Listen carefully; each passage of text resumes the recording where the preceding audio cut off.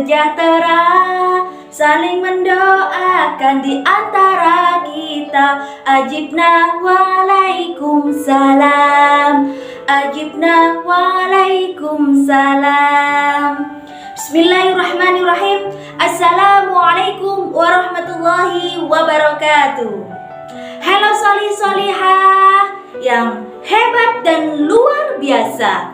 Bagaimana kabar kalian hari ini? Alhamdulillahirrabbilalamin. Jumpa lagi dengan Ibu Binti pada materi pendidikan agama Islam dan budi pekerti.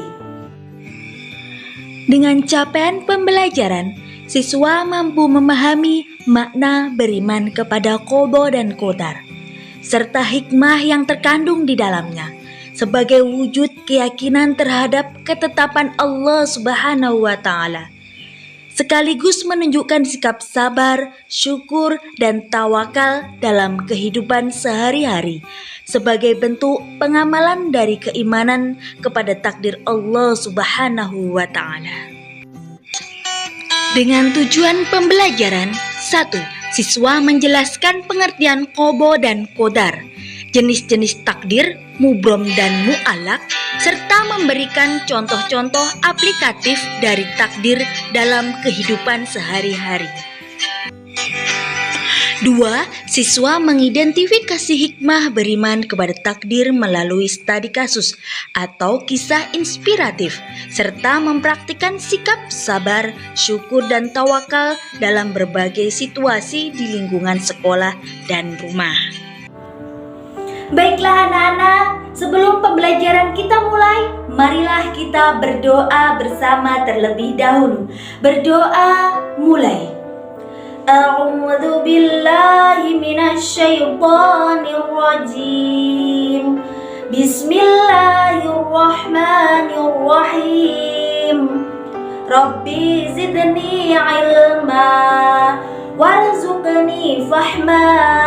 Amin ya rabbal alamin. Alhamdulillahirabbil alamin. Semoga dengan kita membaca doa, pembelajaran kita pada hari ini berjalan dengan lancar. Amin amin amin ya rabbal alamin. Nah anak-anak, apakah kalian masih ingat tentang rukun iman? Salah satu rukun iman tersebut adalah iman kepada Qadha dan Qadar. Iman artinya percaya atau yakin. Iman kepada Qadha dan Qadar merupakan rukun iman yang keenam atau rukun iman yang terakhir. Makna beriman kepada Qadha dan Qadar. Beriman kepada Qadha dan Qadar berarti meyakini bahwa segala sesuatu terjadi atas kehendak dan ketetapan Allah Subhanahu wa Ta'ala. Qadha menurut bahasa berarti hukum, ketentuan, ketetapan, kehendak, pemberitahuan, dan penciptaan. Sedangkan menurut istilah, Qadha merupakan ketentuan atau ketetapan Allah Subhanahu wa Ta'ala terhadap makhluknya sejak zaman azali.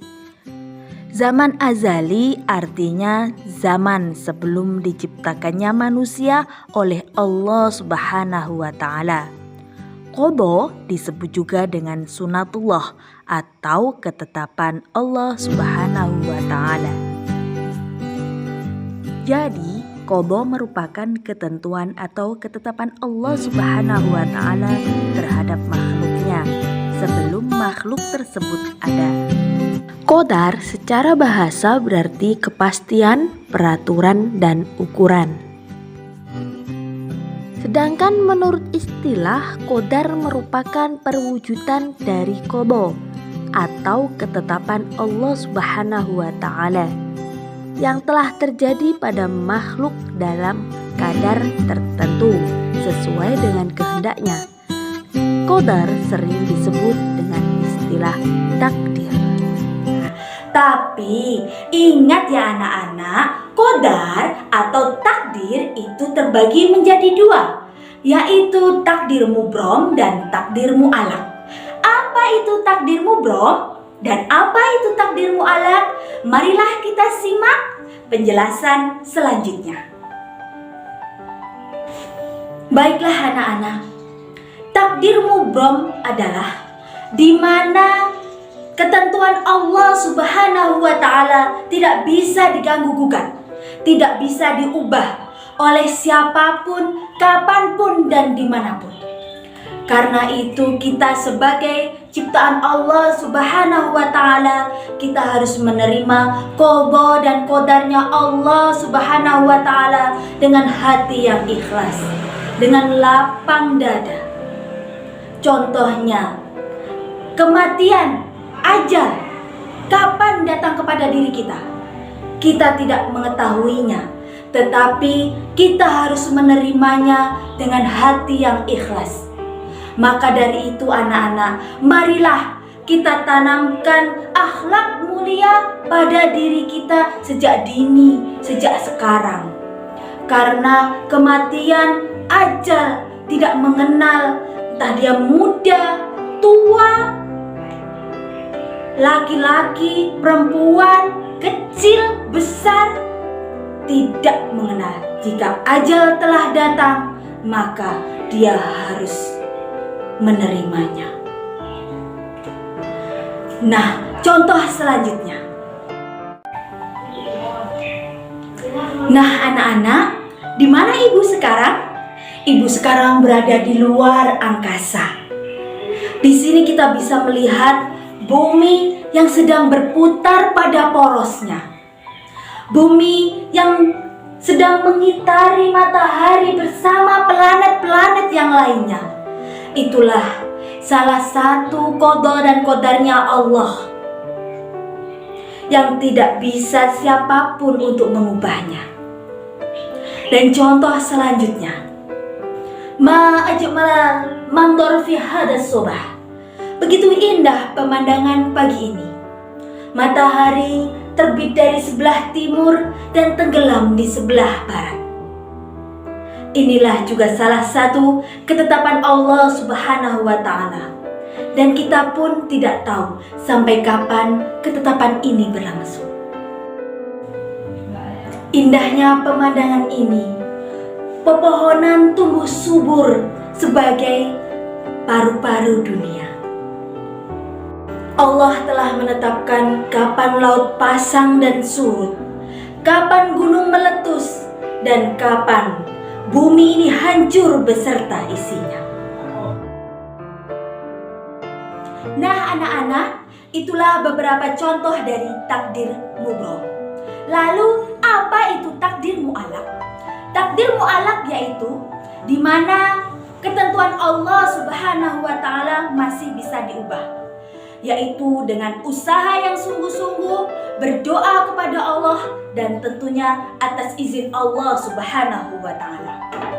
Contohnya, orang yang telah ditetapkan menjadi orang yang miskin, dengan usaha sungguh-sungguh, bekerja sungguh-sungguh, dia menjadi kaya raya. Selanjutnya, anak yang telah ditetapkan menjadi anak kurang pandai, tetapi dia dengan belajar dengan sungguh-sungguh, usaha dengan sungguh-sungguh, akhirnya dia menjadi anak yang pandai, bahkan menjadi bintang kelas. Nah, itulah beberapa contoh dari takdir mu'allaq. Lalu, apa yang bisa kita ambil dari hikmah beriman kepada qada dan qadar? Berikut hikmah yang dapat kita ambil dari beriman qada dan qadar. Beberapa hikmah beriman kepada qada, yaitu 1. Datang ke sekolah atau kegiatan lain dengan tepat waktu. 2. Memanfaatkan waktu untuk belajar dan hal-hal lain yang positif. 3. Menerima berapapun uang jajan yang diberikan orang tua kepada kita. 4. Tidak bersikap sombong di rumah, di sekolah, atau di lingkungan masyarakat. Beberapa hikmah beriman kepada qadar, yaitu 1. Menyadari bahwa semua cita-cita yang diinginkan harus diusahakan.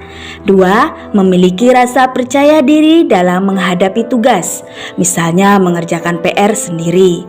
3. Giat dan disiplin dalam belajar, misalnya sebelum berangkat tidur harus belajar terlebih dahulu.